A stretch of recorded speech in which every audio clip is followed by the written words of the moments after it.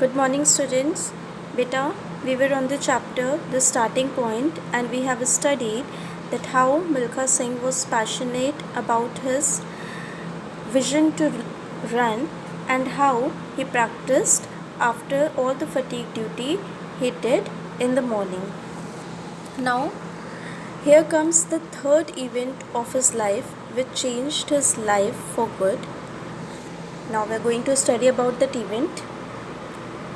Paragraph number 12. One night, I was doing my regular practice rounds when Brigadier S.P. Vora spotted me. He was on his after dinner walk. हमने अभी तक पढ़ा था कि किस तरह मिल्खा सिंह अपने बैरक में खाना ले जाते थे, बेड के नीचे रख देते थे और प्रैक्टिस करने के बाद आके खाते थे, और ये उनकी सीक्रेट एक्टिविटी थी जिसके बारे में किसी को भी पता नहीं था, और काफ़ी दिनों तक ये एक्टिविटी ऐसी ही चलती रही। अब एक रात जब मिल्खा सिंह बता रहे हैं, जब मैं रेगुलर प्रैक्टिस कर रहा था, राउंड्स ले रहा था, तब ब्रिगेडियर एसपी वोरा ने मुझे देखा। स्पॉटेड भी मतलब देख लिया। He was on his after dinner walk, और उन्होंने कब देखा मुझे? जब वो डिनर के बाद वॉक करने निकले थे। Why are you on the grounds at this hour? He asked sharply. उन्होंने गुस्साते हुए बोला कि तुम इस समय मैदान में क्या कर रहे हो? Sir, I said clicking my heels and snapping to attention. जब भी आर्मी में किसी अपने से बड़े रैंक के ऑफिसर से कोई छोटे रैंक का ऑफिसर मिलता है तो वो अटेंशन की मुद्रा में आ जाता है, अटेंशन की पोजीशन में आ जाता है। तो जैसे ही मिल्खा सिंह ने एसपी वोरा को देखा, वो भी अटेंशन की पोजीशन में आ गए। सर, उन्होंने अटेंशन की पोजीशन में आते हुए कहा, sir, I tried to do a smart salute though I was breathing hard and dripping sweat from every pore. और ये कहते हुए मैंने उनको एक सैल्यूट देने की कोशिश की। कोशिश इसलिए क्योंकि मैं बहुत दौड़ चुका था, इसलिए मेरी सांसें भारी हो रही थी और मेरे पूरे शरीर में पसीना आ रहा था। सर, आई पैंटेड मतलब हाँफना।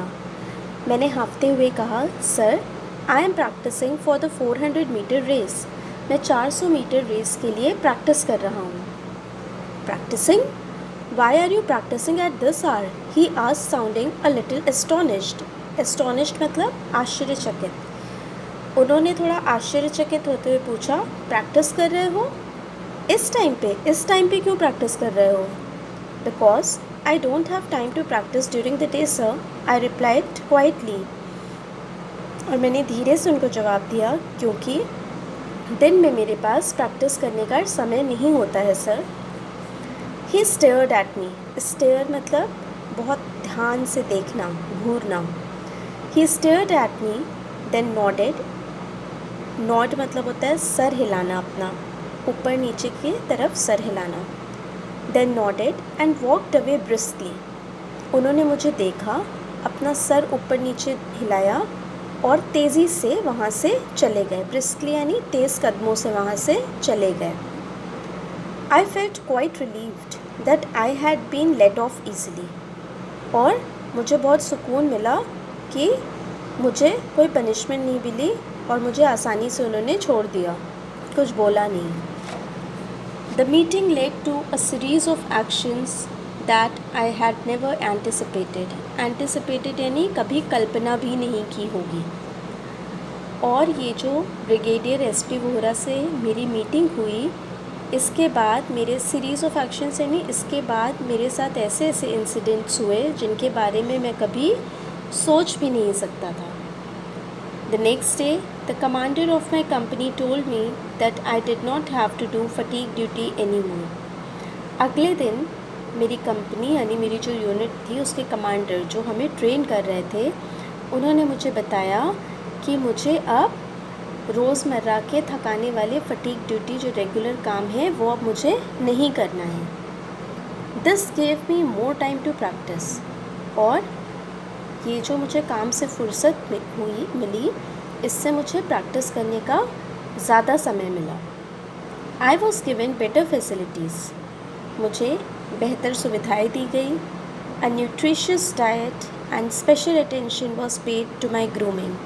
मुझे हेल्दी खाना दिया जाने लगा और ग्रूमिंग यानी ट्रेनिंग, ठीक है, मेंटेनेंस, और मेरी मेंटेनेंस पे स्पेशल अटेंशन दिया जाने लगा. This incident opened up a whole new world for me, one that offered innumerable opportunities. और ये जो मेरे साथ इंसिडेंट हुआ कि मुझे डेली रूटीन के कामों से हटा के प्रैक्टिस करने का टाइम मिला, न्यूट्रिशियस डाइट मिली, मुझे ग्रूम किया गया, इस इंसिडेंट ने मेरे लिए एक नई दुनिया ही खोल दी. और वो नई दुनिया क्या थी? खेल की दुनिया, जहाँ पे मैं अपने देश को रिप्रेजेंट कर सकता था. वो दुनिया जहाँ मुझे बहुत सारी अपॉर्चुनिटीज़ मिली अपने आप को और अपने देश को इंटरनेशनल लेवल पे रिप्रेजेंट करने की और अपने देश को नई पहचान दिलाने की. So children, I hope you understood the chapter and just give it a once over, then you can ask your doubts.